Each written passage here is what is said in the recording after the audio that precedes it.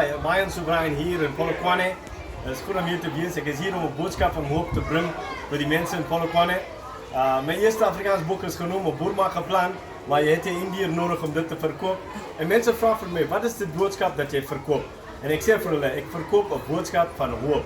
Hoop voor Zuid-Afrika. Dat is altijd hoop. Maakt niet uit hoe slecht dingen lijken en hoe veilig en hoe onveilig dingen is in ons land. Omdat ik geloof dat God heeft een plan voor elke een van ons.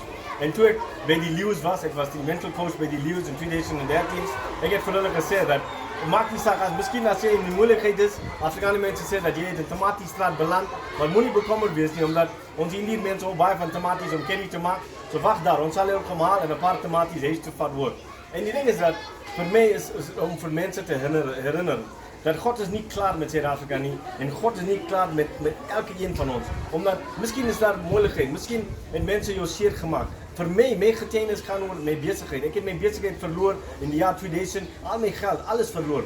Maar ik ga naar Nieuw-Zeeland. Twee dingen ik heb gehad, was rugby en Afrikaans. Maar die Heer heeft het veranderd in mijn leven. Omdat mijn houding was negatief tegen Afrikaans en rugby, dingen was slecht. Maar in Nieuw-Zeeland heeft alles veranderd. En ik heb geleerd dat die plannen, die dromen, wat die Heer heeft voor ik en jij, is onsteekbaar. Zo hierdie maandag gaan is ik bij die Taberna Daycare, 6 uur in die avond, en ik doe een toespraak wat is genoemd onsteekbaar.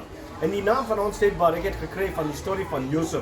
Toen Jozef de eerste minister van Egypte was, zijn broers kwam voor hem toe.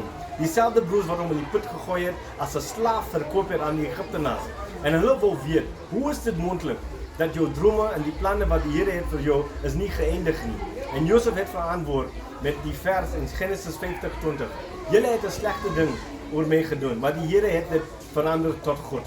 En ik wil voor jullie bemoedigen, dat als Jozef in Afrikaans geantwoord heeft met één woord, zou hij die woord onsteekbaar gebruiken.